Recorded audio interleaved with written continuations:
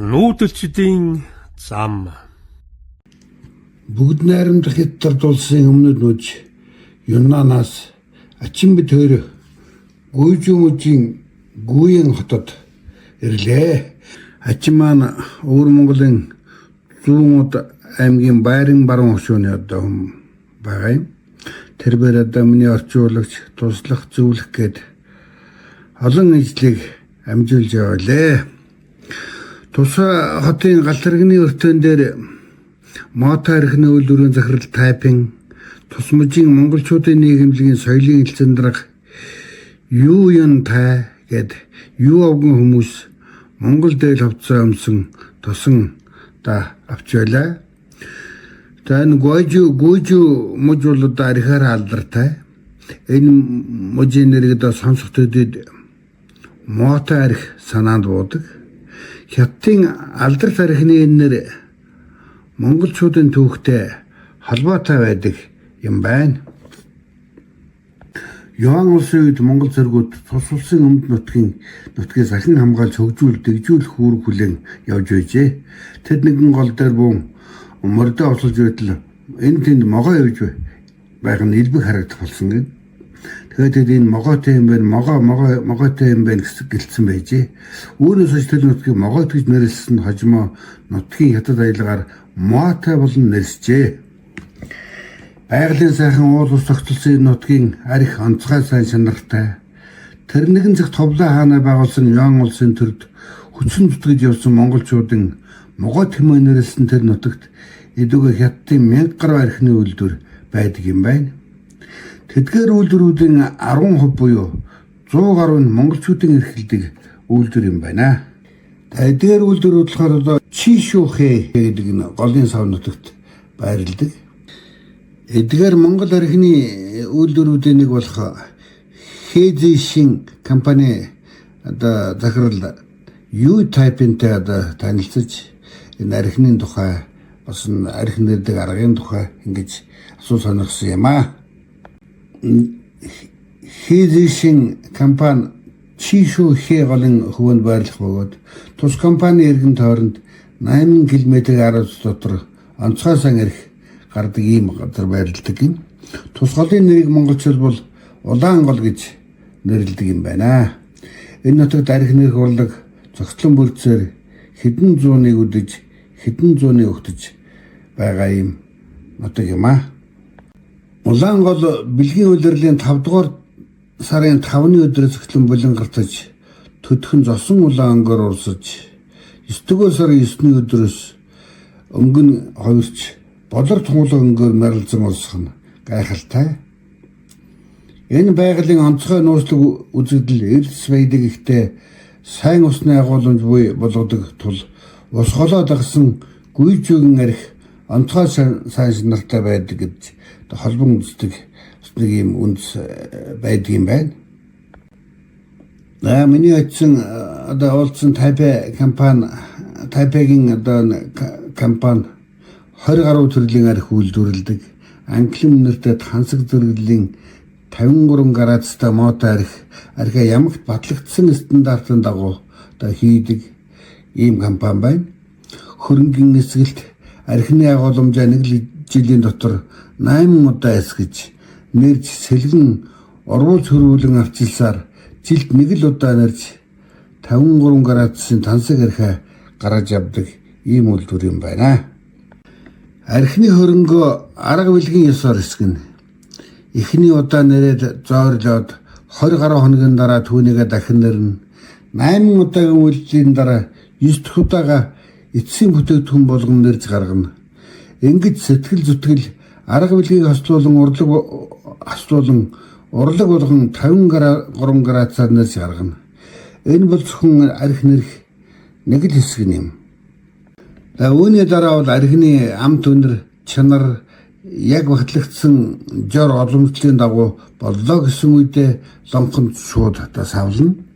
Архины холцоо бэлгийн удирдлийн 5 дугаар сарын 5-нд хийж 9 дугаар сарын 9-нд архиа бэлэн болгодог. Уламжлал нь гол усны хувиртаа яг давтаж таардаг нь зүгээрсэн давцал биш бололтой.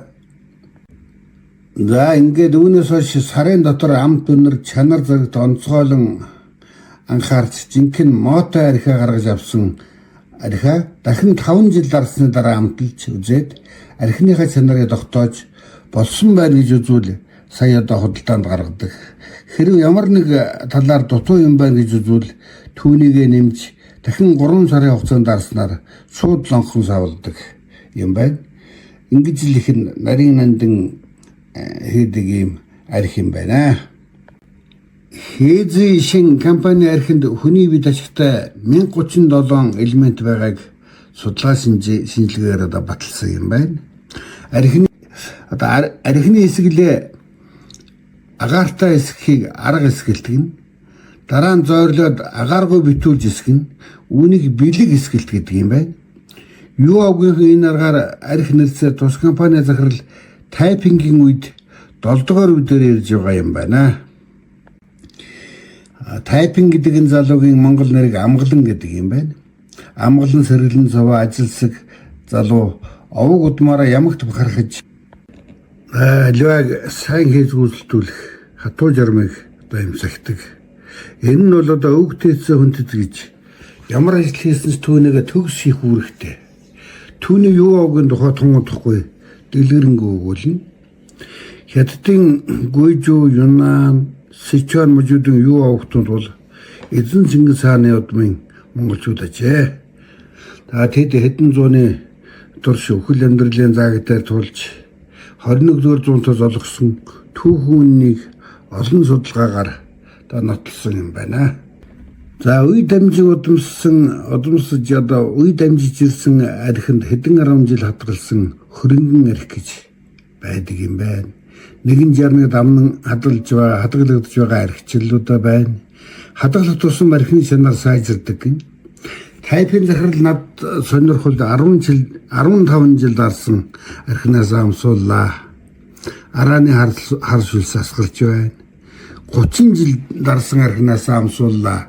Арааны хар сүлс асгарч байна. Сайн дарс шимхэд нэг тийм байдаг да.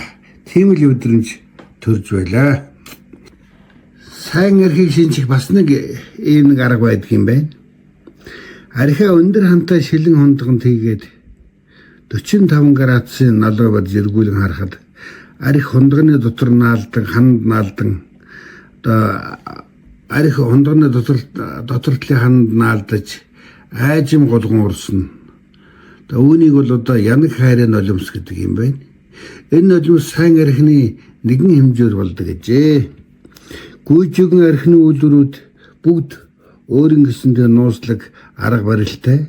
Түүнийг ягштал баримталж үйлдвэрлэлийнхээ нууцыг сандлан хадгалж байдаг ийм уламжлалтай юм байна. Ер нь гүйжиг мужид бол 65 мянган орчим монголчууд амьдарч хэдэн зуун жилийн урган бичгээ чанд хадгалж одоо ирсэн байна. Мужийн монголчуудын 95% нь юу авгих байдаг юм байна. Эдний дэд архи гэдэг умдаан бол спирт ус хоёрын холсноор болчихдог зүйл биш юм байна гэдгийг үйлдвэрийн эзэн тайпантай ярьж үйлдвэр энэ орчиндөө танилцаж архи дарснаас нь амсаж суухтаа мэдэрч байлаа. За энэ нутагт тачин бид хоёр одоо анхудаа ярьж байгаа юм. Гэсэн ч одоо баяр баясгал, ололт амжилт, хагцал харуулслыг 2 хоногийн дотор нэг дор үзэж туулж өнгөрөөлөө. Тайпингийн эмэг их 90 насыг зоогсон сайхан буурал эмгэн насан од болсон байлаа. Юу овгийн хүндтэй өндөр настай ихээ сүүлчийн замд нүдхээр бараг цагаар 300 хүн олон газраас одоо хорон чуулсан байна. Та тэд ээжигээ сүүлсэн замд нүдэхэд Монгол хүн ирлээ гэж бас баярлаж байлаа. Тэд бүхэл зан үйлээ өмнөд нутгийн яс цайгаар одоо гүйцэтгэж ингэж байсан юм аа. Ингээд тэндээс бид буцаж ирээд одоо энэ хотод дахин нэг хоноод өглөө нь одоо амгалангаараа галт тэрэгний өртөөнөөс үдүүлэн Юнануудын Конмын хот руу одоо гэдэг мартсан юм аа. Бидний аялал ингээд цааш олон сонирхолтой аялын одоо замын тэмдэглэлээсээ та бүхэнд ингээд дараа дараагийн хараад сонирхолтой болно.